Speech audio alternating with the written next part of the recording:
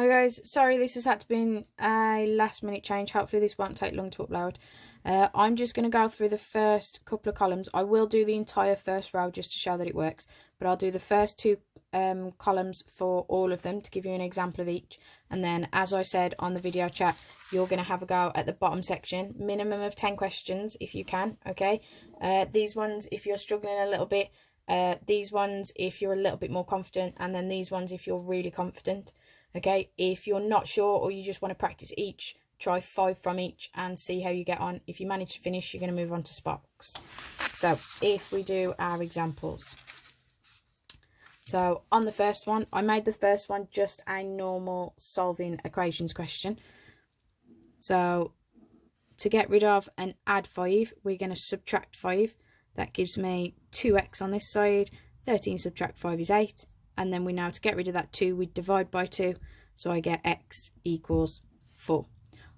The point in this is it shows it's the same method. If you notice all the way along, they're very, very similar. All I've done is change one of the terms now into a letter and added more and more letters in to show method-wise it's all exactly the same. So to get rid of and add 5 still, we subtract 5. So I get 2x equals, now because this isn't a nice number like we had last time, I just need to show that whatever that number is, I had to subtract 5 from it. So I write y subtract 5. And then we know our last step is to divide by 2.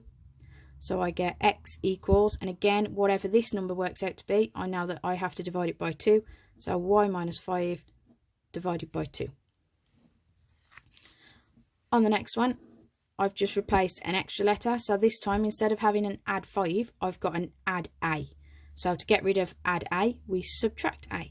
So I get 2x equals, and I just need to show that whatever this number is, I subtract whatever that number is. So y subtract a. And then last step, same as we've done on all the others, divide by 2. I get x equals, and I just need to show that everything here is divided by 2. And I'm done. And then last question. So all completely letters, but you'll see method-wise it's the same. We've got an add a. First thing we're going to do is subtract a. That gives me bx left on this side. And again, show that you've subtracted a from y. So y subtract a. And then b is just the same as any other multiple. To get rid of a 2, we divide it by 2. To get rid of a b, I divide by b. So I get x equals everything that's on the right-hand side divided by b. So you can see it's the same method all the way along. My answers look very similar. They've just got different letters in instead of numbers this time. So I'm going to stick with the first 2 as examples and then leave you the 2 on the end to have a go at. So on this one, on a normal solving equations, to get rid of minus 1, we'd add 1. I get 4x equals 28. And then to get rid of the 4, we'd divide by 4, x equals 7. Now these we were all getting really good at. Okay, which is why I'm trying to link it exactly the same to solving. So just like we did there, to get rid of the minus 1, we add 1. I get 4x equals, and I just need to show whatever that number is, I'm adding 1 to it, so y add 1. And then to get rid of the 4, just like we got rid of this 4, we're going to divide. So x equals, and whatever this works out to be, I need to show that it's divided by 4. So y plus 1 divided by 4. Okay, and you've got 2 more to have a go at that have got letters in. If we look at the next one, so this time I've got a fraction. Remember, to get rid of the bottom of the fraction, you multiply. So if I multiply by 2, I've got 3x minus 5 equals 10. Because remember, on this side, all it's done is get rid of the bottom. It won't affect the top of the fraction. Then, just like all the other questions, to get rid of minus 5, we're going to add 5. So I get 3x equals 15. And then we're going to divide by 3, we get x equals 5.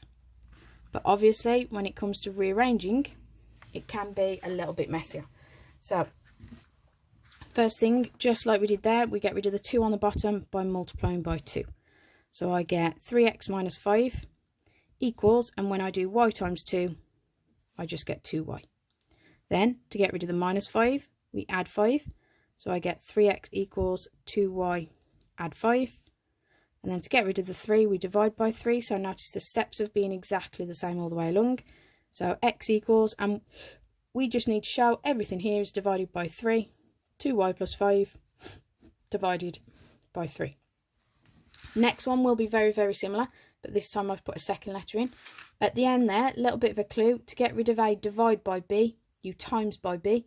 And remember, when you multiply letters together, you just write them one after the other. So BY. Right, so examples on the next one. This is more practice, just like the one we've just done. So to get rid of the over 9, we multiply by 9.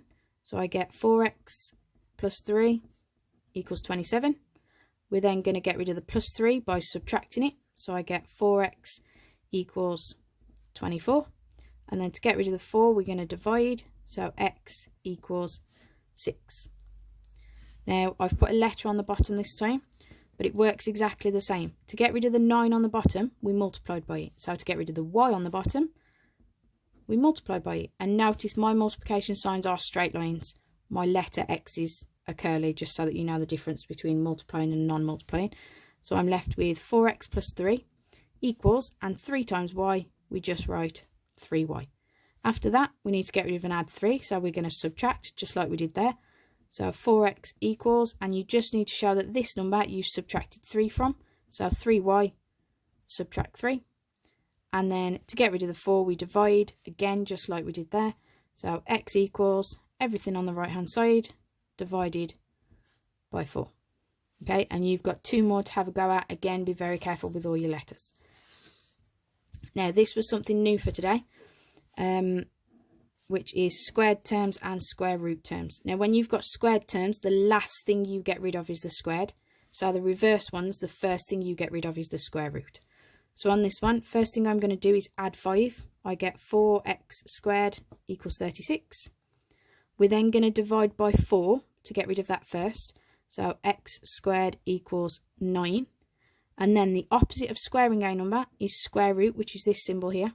Okay, and when you square root a number, type it in a calculator if you want, but square root of 9 is just a number times by itself that gives me 9, which is 3.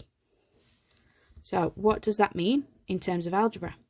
So first thing, we're going to add the 5 just like we did before. So 4x squared equals, and I just need to show that I've added 5, so y add 5.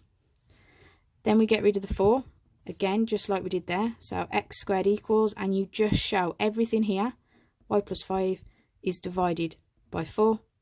And then the last step you're going to do is to get rid of a squared, we square root. Now this is the nice thing, because it's not a nice number, you literally stick a square root sign around everything you had on that side. And that's it, you're done. X is by itself. And last one, for those who managed to get onto these, is, remember I said with the squared terms, the last thing you get rid of is the squared. With the square root, the first thing you get rid of is the square root. So first thing we're going to do is square both sides. Okay, so if I square this side, it'll cancel out the square root sign and leave me with 8x plus 1. On this side, 5 squared means 5 times 5, I get 25. After that, it's just like all the other questions we've done. To get rid of add 1, we subtract. I get 8x equals 24. To get rid of the 8, we divide. I get x equals 3. So once you've done that first step, everything then is exactly like you've seen before. So on this one, as we said, first thing is to square your terms. So I get 8x plus 1 equals, and y squared you literally write as y squared. Then we're going to subtract 1. So I get 8x equals, and I just need to show whatever this is, I've taken 1 away from it. So y squared, take away 1. And then last step is to divide by 8. So I get x equals y squared minus 1 divided by 8.